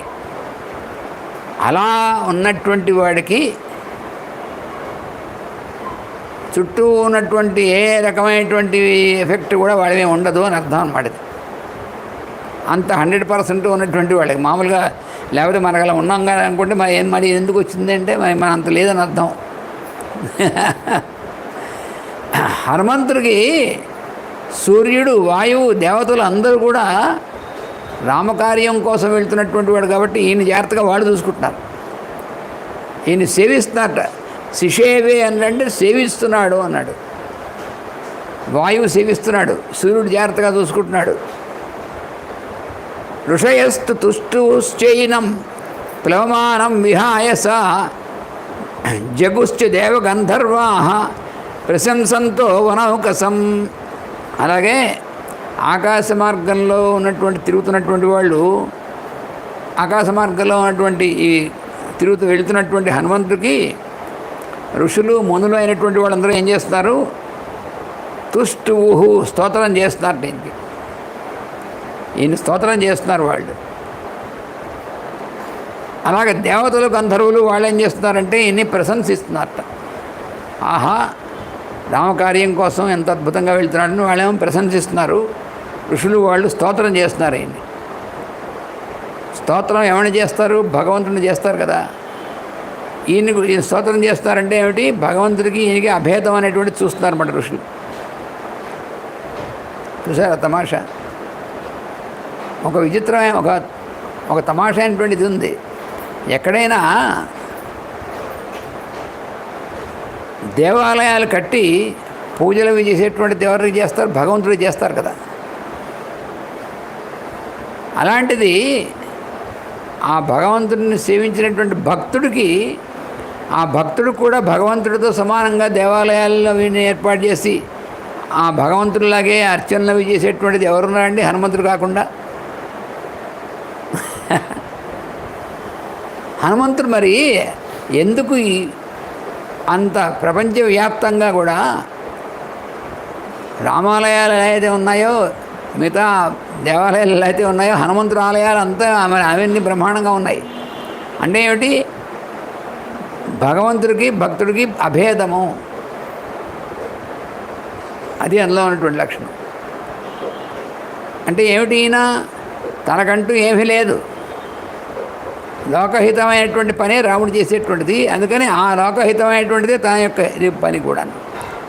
అందుకని ఆయనకి ఈయనకి అభేదం అన్నమాట అది. అందుకని ఋషులు స్తోత్రం చేస్తున్నారు ఆయన్ని. నాగాశ్చ తుష్టువురు యక్షా రక్షాంసి వివిధాని చ ప్రేక్ష్య సర్వే కపివరం సహసా విగత క్లమం. వాళ్ళు చూస్తున్నారట, ఇంత సముద్రం మించి అంత వేగంతో అలా ఎగురుతుంటే ఏమీ అలసట్లేదు ఈయనలో. అసలు అలసట అనేటువంటిది ఏమీ లేకుండా చాలా అంత సునాయాసంగా ఎగురుతున్నాడు ఈయన. ఈ లక్షణం ఎక్కడుంది? రాముడి గురించి చెప్పినప్పుడల్లా వాల్మీకి చాలాసార్లు చెప్పాడు, ఏమని అక్లిష్ట కర్మణ. ఏ పని చేసినా రాముడు సునాయాసంగా చేస్తాడు, బాణం వేసినా సునాయాసంగా చేస్తాడు. ఏదైనా సరే అక్లిష్ట కర్మణ, చేసేటువంటి పనిలో క్లేశం అనేటువంటిది ఉండదు. అందుకని అలసిపోవడం అనేటువంటిది ఏమి ఉండదు అక్కడ. మరి సముద్రం మించి అంత ఉంటుంది దీంట్లోంచి అలా వెళుతున్నటువంటి వాడికి ఏమీ అసలు ఏమీ అలసట్లేదు. ఆ విధంగా ఉన్నటువంటి వాడిని నాగులు అనేటువంటి వాళ్ళు ఉన్నారు. అంటే వాళ్ళు ఈ వివిధములైనటువంటి దేవతాగణముల్లో రకరకాలైనటువంటి ఉన్నటువంటి కేటగిరీస్లో నాగులు ఒకళ్ళు. అంటే నాగులు అంటే పాములా పనిచేసేటువంటి ప్రజ్ఞలు వాళ్ళు. మన కంటికి కనిపించేటువంటి సర్పాలు కింద కనిపిస్తూ ఉంటాయి మనకి, కానీ ఇలాంటి ప్రజ్ఞలు ఆ పనిచేస్తుంటాయి అంతరిక్షంలో. ఆ నాగా అంటే వాళ్ళు చుట్టుకున్నటువంటి ప్రజ్ఞల్లా అంతరిక్షంలో పనిచేస్తుంటారు వాళ్ళు. నాగాశ్చ నాగులు, యక్షాహ యక్షులు, రక్షాంసి రాక్షసులు. అంటే ఇక్కడ రాక్షసులు అంటే రావణాసుడితో ఉన్నటువంటి రాక్షసులు అర్థం కాదు. రాక్షసులు అనేటువంటిది కూడా ఒక జాతి వాళ్ళు. వీళ్ళందరూ కూడా అని ఏమీ అసలు అలసట లేకుండా అద్భుతంగా ఇలా ఎగురుతున్నాడు అని చెప్పి వాళ్ళందరూ ఈయన చూసి సంతోషపడి స్తోత్రం చేస్తారు వాళ్ళందరూ కూడా. తస్మిన్ ప్లవకశార్దూలే ప్లవమానే హనుమతి ఇక్ష్వాక కులమానార్థి చింతయామాస సాగర. ఈయన ఇలాగా అద్భుతమైనటువంటి శ్రేష్ఠుడైనటువంటి ఈయన అలా ఎగురుతుంటే ఇక్ష్వాకు కులం మీద చాలా అభిమానం ఉన్నటువంటి వాడు సాగరుడు. సాగరం అంటే సముద్రం. సముద్రానికి అభిమానం ఉండడం ఏమిటండి అంటే సముద్రానికి అధిదైవమైనటువంటి వాడిని సాగరుడు అంటారు. ఈ సాగరుడు అనేటువంటి ఆయనకి ఇక్ష్వాకు కులం అనేటువంటి దాని మీద చాలా భక్తి అభిమానం ఇవన్నీ ఉన్నాయి. ఎందుకని ఈ సాగరుడు అనేటువంటి వాడు ఏర్పడడానికి కారణం ఎవరు? సగరుని పుత్రులైనటువంటి వాళ్ళు. ఆ సగరుడు ఇక్ష్వాకు వంశంలో వాడివని మనం చదువుకున్నాం ఇంతకుముందే రామాయణంలోనే. ఆ వంశాన్ని గురించి అవన్నీ చెప్పినప్పుడు ఇక్ష్వాకు, అందుకని ఇక్ష్వాకు వంశం. ఈ ఇక్ష్వాకు అనేటువంటి ఆయన వైవస్వత మనవు నుంచి వచ్చినటువంటి మొట్టమొదటి అయినటువంటి వాడు ఇక్ష్వాకు. అందుకనే వివస్వాన్ మనవే ప్రాహ. ఆ మనువు నుంచి వచ్చినటువంటి వాడు ఇక్ష్వాకుడు. మొట్టమొదటి మానవుడు భూమి మీద వచ్చినటువంటి వాడు మానవాకారంలో. ఆయన కుమారుడు ఇక్ష్వాకు అన్నమాట. ఈ ఇక్ష్వాకు యొక్క వంశంలో ఉన్నటువంటి సగరుడు అనేటువంటి ఆయన కుమారులు, వాళ్ళందరూ కూడా భూమిని తవ్వడం వల్ల తర్వాత సాగరం అనేటువంటిది ఏర్పడింది. అది ఆ కథ అంతా కూడా మన భాగవతంలో వాటిలో వస్తుంది, రామాయణంలో కూడా చెప్పారు మనకి, ఇంతకుముందు మనం చెప్పుకున్నాం. అందువల్ల ఇక్ష్వాకు వంశంలో ఉన్నటువంటి వాళ్ళందరైనటువంటి వాళ్ళని గురించి ఈ సాగరుడు అంటే సగరుడు వాళ్ళ యొక్క వల్ల వచ్చినటువంటి వాడు కాబట్టి సాగరుడు. ఈ సముద్రానికి అధిదేవమైనటువంటి వాడు.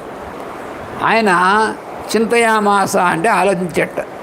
ఏమనంటే ఆహా, ఇక్ష్వాకు కులానికి సంబంధించినటువంటి రాముడి యొక్క పని కోసం, ఆ కార్యార్థ సిద్ధి కోసం వెళ్తున్నాడు అని చెప్పి ఆలోచించి ఇతనికి మనం సహాయం చేయాలి అనిపించింది సముద్రుడికి. సాహార్యం వానరేంద్రస్యేది నాహం హనుమత కరిష్యామి భవిష్యామి సర్వయాత్యో వివక్షతాం. నేను గనక ఈ వానర శ్రేష్ఠుడు వానరేంద్రుడైనటువంటి హనుమంతుడికి సహాయం అనేటువంటిది నేను చేయకపోతే అందరి దృష్టిలో నేను నిందనీయుడిని అవుతాను. ఎందుకంటే అసలు నా స్థితికి నేను ఇలా ఏర్పడడానికి నా స్థితికి కారణమైనటువంటి వాళ్ళు ఇక్ష్వాకు వంశంలో వాళ్ళు, సగరుడు యొక్క పుత్రులైనటువంటి వాళ్ళు. ఆ ఇక్ష్వాకు వంశంలో ఉన్నటువంటి రాముడి యొక్క కార్యం కోసం ఈయన వెళ్తున్నాడు. కాబట్టి ఆయన వెళ్తున్నటువంటి హనుమంతుడికి నేను సాయంగా చేయబోతే నన్ను అందరూ కూడా ఎలా ఇచ్చేస్తారంటే వీడి అసలు వాడి కోసం వాడు ఉండడానికి కారణమైనటువంటి వంశానికి సంబంధించినటువంటి పని జరుగుతుంటే దానికోసం వెళుతుంటే ఆయన కనీసం కొంచెం సహాయం కూడా చేయలేకపోయాడు వీడని నన్ను అనుకుంటారు. అందుకని నేను నా కర్తవ్యం, నేను చేయాలి సహాయం. అహం ఇక్ష్వాకునాథేన సగరేణ వివర్ధిత. నేను ఎలా వృద్ధి చెందాను? ఇక్ష్వాకు వంశంలో పుట్టినటువంటి సగరుడి వల్ల నేను వృద్ధి చెందాను. ఇక్ష్వాకు సచివశ్చాయం నార్హతి అవసాదితం.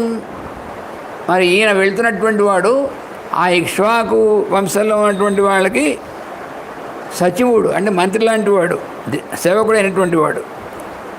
అందుకని నేను ఈయనకి ఎటువంటి కష్టము కలగకుండా సుఖంగా ఉండేటువంటి విధంగా ఏం చేయగలను అని ఆలోచిస్తాడట సముద్రుడు.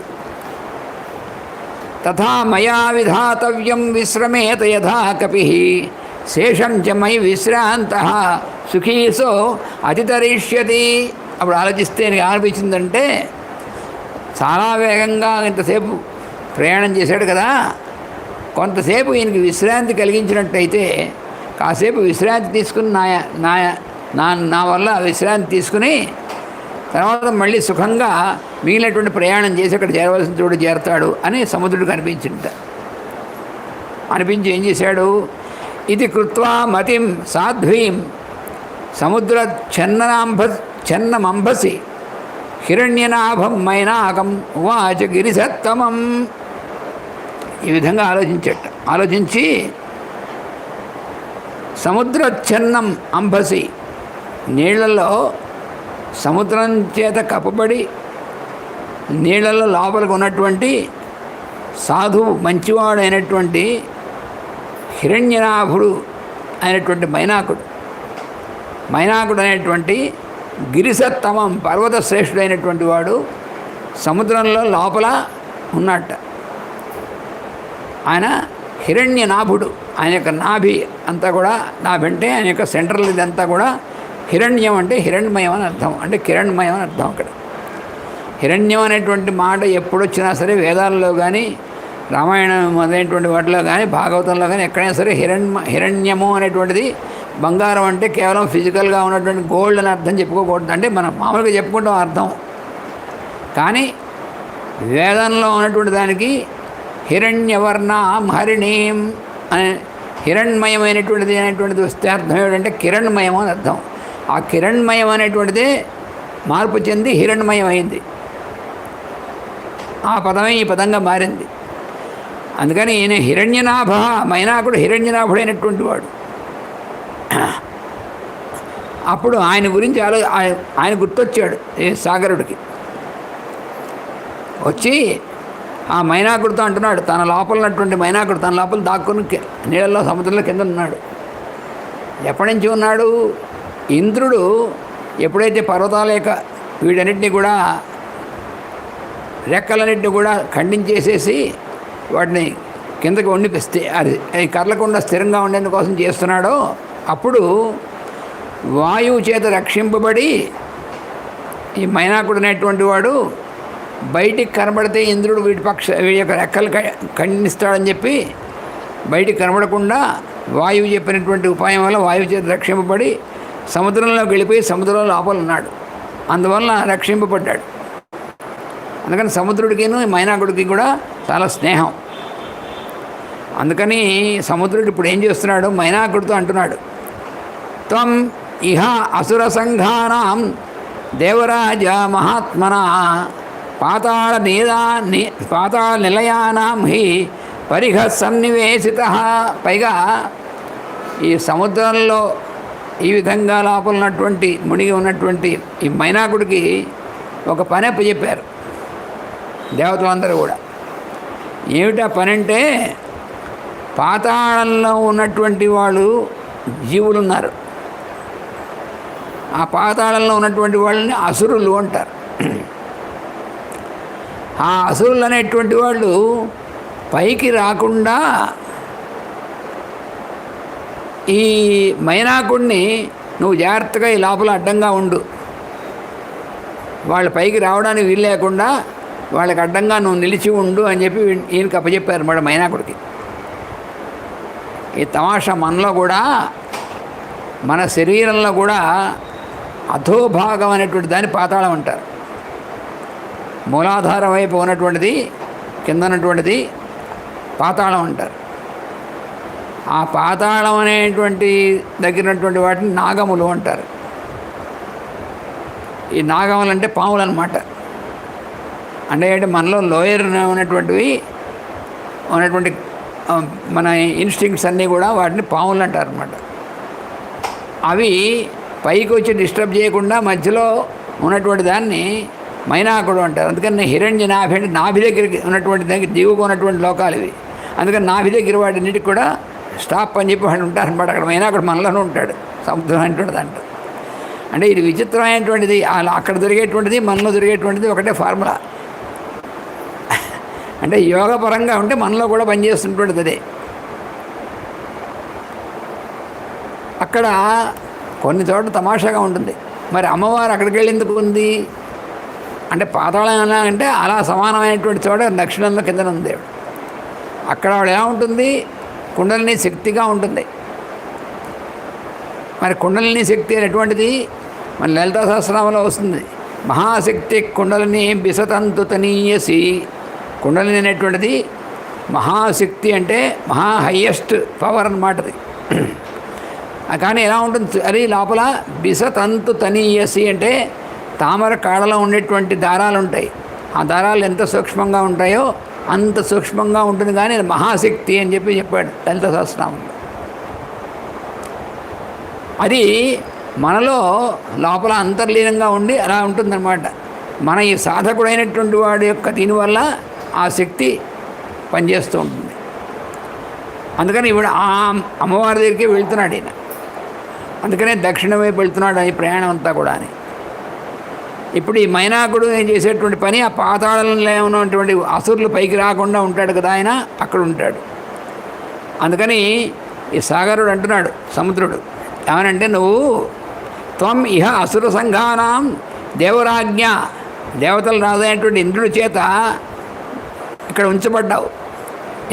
ఇంద్రుడే అప్పచెప్పాడు ఈ పని ఈ మైనాకుడికి. త్వం ఏషాం జ్ఞాతవీర్యాణం పునరేవ ఉత్పతిష్యతాం పాతాళస్య అప్రమేయస్య ద్వారం ఆవృత్య తిష్టసి. ఈ అసురులైనటువంటి వాళ్ళు ఉన్నారే, వాళ్ళు కూడా చాలా పరాక్రమం కలిగినటువంటి వాళ్ళు.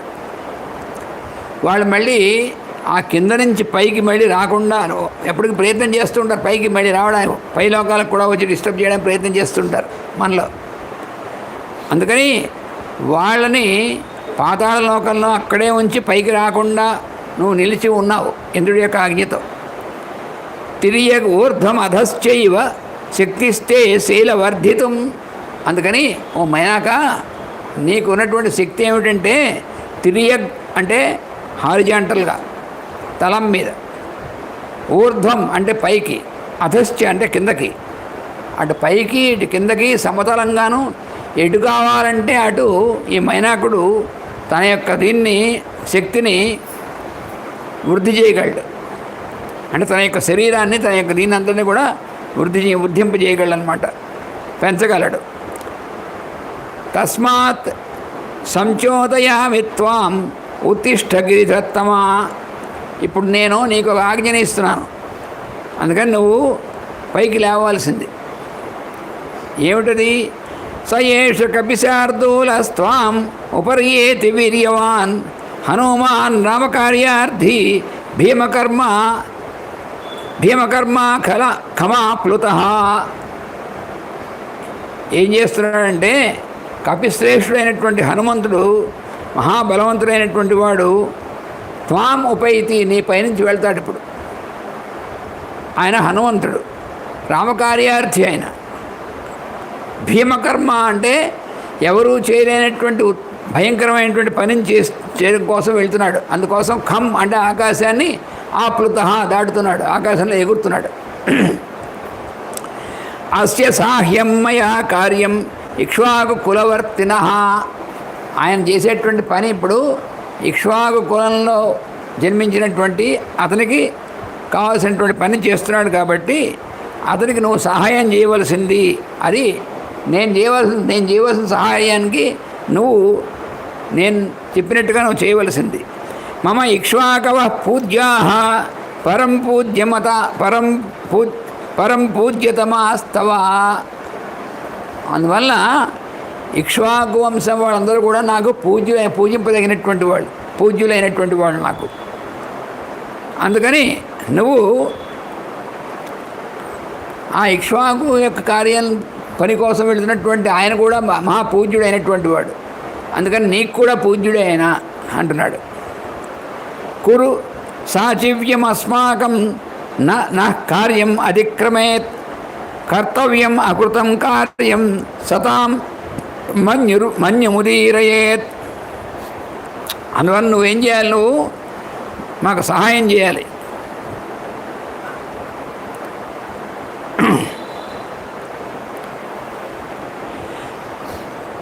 సాచివ్యం అస్మాకం, నాకు సహాయం చేసి ఆయనకి చేయవలసినటువంటి ఏదైతే ఉందో దాన్ని నువ్వు చేయవలసినటువంటి. అందుకని ఇది కనుక నేను చేయలేదనుకో, చేయకపోతే ఏమవుతుందంటే సత్పురుషులైనటువంటి వాళ్ళు నా మీద కోపం చూపిస్తారు. అంటే ఏమిటి, చేయగలిగి ఉండి కూడా అంత అద్భుతమైనటువంటి పని రామకార్యం చేస్తూ వెళుతున్నటువంటి వాడికి ఆ మాత్రం నువ్వు ఇదిచ్చి ఆయన కోసం సహాయం చేయలేవా, నువ్వు ఆతిథ్యం ఇచ్చి కాసేపు ఆయనకు మంచి చేసేటువంటి చేయలేకపోయావు అని చెప్పి తర్వాత నా మీద వాళ్ళకి కోపం కూడా వస్తుంది. సత్పురుషులైనటువంటి ఋషులు వాళ్ళందరికీ కూడాను, అది సముద్రం నీకు సామర్థ్యం ఉంది, నీకు ఎందుకు నువ్వు చేయలేదు అని అడుగుతారు కూడా తర్వాత. అందుకని మన కర్తవ్యం ఇది చేయవలసినటువంటిది. సలిలాత్ ఊర్ధ్వముత్తిష్ట, అందుకని నువ్వు చేయవలసిన పని ఏంటంటే మైనా కూడా సలిలాత్ ఊర్ధ్వముత్తిష్ట తిష్టత్వేష కపిస్త్వయి, నువ్వు నీళ్ళల్లోంచి బయటికి ఊర్ధ్వం ఉత్తిష్ట, పైకి లేవలసింది నీళ్ళలోకి. లేస్తే అప్పుడు కపి తిష్టతి నీ మీద కాసేపు నిలుస్తాడు. అస్మాకం అతిథిశ్చైవ పూజ్యశ్చ ప్లవతామ్ర, ఎందుకనంటే ఈ ప్లవంగములంటే వానరులు, వాళ్ళలో శ్రేష్ఠమైనటువంటి హనుమంతుడు అస్మాకం అతిథి, మనకు అతిథి వాడు. పూజ్య, మన చేత పూజింపదగినటువంటి వాడు. చామీకర మహానాభ దేవగంధర్వ సేవిత హనుమాన్ స్వయి విశ్రాంత తతశేషం గమిష్యతి. నువ్వు దేవతలు గంధర్వులు ఉన్నటువంటి వాడు ఉన్నారే, అటువంటి వాళ్ళ చేత సేవింపబడుతున్నటువంటి వాడివి. తర్వాత విశాలమైనటువంటి సువర్ణమయమైనటువంటి శిఖరాలు కలిగినటువంటి వాడు నువ్వు. అందుకని అటువంటి నువ్వు కనుక పైకి వచ్చి కాసేపు నీటి మించి పైకి వచ్చి కనుక నువ్వు నిలిస్తే అప్పుడు హనుమంతుడు కాసేపు నీ మీద విశ్రాంతి తీసుకుని అప్పుడు మిగిలినటువంటి ప్రయాణం చేస్తాడు. కాస్త సుఖంగా ఉంటుంది ఆయనకి. కాకుత్సస్తస్య అనృశంస్యం చ మైథిల్యాశ్చ వివాసనం శ్రమం చ ప్లవగేంద్రస్య సమీక్ష ఉత్థాతుమర్హసి. రామచంద్రుడు ఎంతో దయామయుడైనటువంటి వాడు. అలాగే సీతాదేవేమో వేరే చోట ఉన్నటువంటిది కదా ఆవిడ. అందుకని ఈ వానరరాజు అయినటువంటి హనుమంతుడు ఉన్నాడే, ఆయన ఆ రాముడి కోసం అక్కడెక్కడో ఉన్నటువంటి సీతను వెతకడం కోసం చాలా శ్రమతో కూడినటువంటి పని అది. ఆ పని కోసం వెళ్తున్నాడు ఆయన. అందుకని నువ్వేం చేయాలంటే నువ్వు పైకి నీళ్ళ నుంచి పైకి రావాలి. ఆయన విశ్రాంతి, నీ మీద విశ్రాంతి తీసుకునేటువంటి అవకాశం నువ్వు ఏర్పరచాలి. అది నువ్వు చేయవలసినటువంటిది. ఇది నా ఆజ్ఞగా చెప్తున్నాను, నువ్వు చేయాలన్నాడు. అది సముద్రుడు మైనాకుడు చెప్పినటువంటిది. చెప్తే అప్పుడు హిరణ్యగర్భో మైనాకో నిశమ్య లవణాంబస ఉత్పపాదు జలాత్తూర్ణం మహాద్రుమలతావృత. అప్పుడు మైనాకుడు వెంటనే సముద్రుడి యొక్క ఆజ్ఞ ప్రకారం సముద్రుడు చెప్పినటువంటిది, వాళ్ళిద్దరూ కూడా మరి స్నేహితుడు, పైగా తాను ఉన్నటువంటి సముద్రంలోనే కదా, తనకు ఆశ్రయం ఇచ్చినటువంటి వాడు సముద్రుడు కదా. అందుకని తప్పకుండా సంతోషంగా మైనాకుడు ఏం చేశాడంటే సముద్రుడు చెప్పినటువంటి విధంగా నీళ్ళలోంచి ఒక్కసారి సముద్రంలోంచి ఇలా పైకి లేచాడు. ఆ పైకి లేస్తే మంచి బ్రహ్మాండంగా ప్రకాశమానంగా ఉన్నాడు. పైన మహాద్రుమములు, సముద్రం మీద పర్వతం మీద ఏముంటాయి, పెద్ద పెద్ద వృక్షాలు ఉంటాయి. అటువంటి వృక్షాలతోనూ లతలతోనూ ఉన్నటువంటిది, అలాగా ఉన్నటువంటి తన యొక్క శిఖరాలతో పాటు పైకి లేచాడు ఆయన. సాగర జలం భిత్వా బభూవ అచ్యుచ్యుతస్తదా యథా జలధరం భిత్వా దీప్తరశ్మిర్దివాకర. అంటే ఎలాగైతే సూర్యుడు మేఘముల యొక్క దీనంతటిని కూడా ఛేదించి సూర్యోదయం అయ్యేప్పుడు మనం సూర్యోదయం అయ్యేటువంటి చోట చూస్తే ఎలా ఉంటుంది, ముందు కొంచెం మేఘం కప్పినట్టుగాను కాస్త అలా ఉంటుంది. ఎందుకంటే అప్పటిదాకా చీకటి కదా ఉండేది. అందుకని దివాకరుడైనటువంటి సూర్యుడు, దివా అంటే పగలు అనేటువంటి దాన్ని ఏర్పరిచేటువంటి వాడు కాబట్టి దివాకరుడు అంటారు. ఆ సూర్యుడు ఆ చీకటిని ఛేదించుకుని ఎలా అయితే పైకి రోజు కూడా ఉదయిస్తూ ఉంటాడో, అదేవిధంగా ఈ మైనాకుడు ఆ సముద్ర జలాన్ని అంతటినీ కూడా ఆ జలాన్ని చీల్చుకొని వచ్చినట్టుగా ఒక్కసారి ఆ బయటికి వచ్చి పైకి నిలిచేట. అంత ఎత్తుగా అత్యుచ్ఛ్రితం అంటే చాలా ఎత్తుగా, మైనాకుడు పెద్ద పర్వతం, అందుకని పైకి వచ్చి నిలిస్తే ఎలా ఉన్నాడు, చాలా ఎత్తుగా ఉన్నాడు అనమాట. అలా వచ్చి నిలిచేట. అది స మహాత్మా ముహూర్తేన పర్వత సలిలావృత దర్శయామాస శృంగాణి సాగరేణ నియోజిత. సముద్రుడు సాగరుడి యొక్క ఆజ్ఞతో ఆయన విశాలమైనటువంటి ఆ పర్వతం అంతా కూడా ఒక గడియ కాలంలో పైకి వచ్చి పెద్ద శిఖరాలతో పైకి వచ్చి నిలిచేట. అలా నిలిచినటువంటి మైనాకుడిని ఆయన అలా ఉన్నటువంటి సముద్రం నుంచి పైకి వచ్చి అంత పెద్ద పర్వతం ముందు నిలిచేపటికి చూసేట హనుమంతుడు. చూసేటప్పుడు ఏం చేస్తాడో మనం రేపు చూస్తాం. స్వస్తి ప్రజాభ్య పరిపాలయంతాం న్యాయేన మార్గేణ మహీం మహిషాః గోబ్రాహ్మణేభ్యః శుభమస్తు నిత్యం. లోకాః సమస్తాః సుఖినో భవంతు. లోకాః సమస్తాః సుఖినో భవంతు. లోకాః సమస్తాః సుఖినో భవంతు. ఓం శాంతి శాంతి శాంతి. వాసుదేవ వాసుదేవ వాసుదేవ.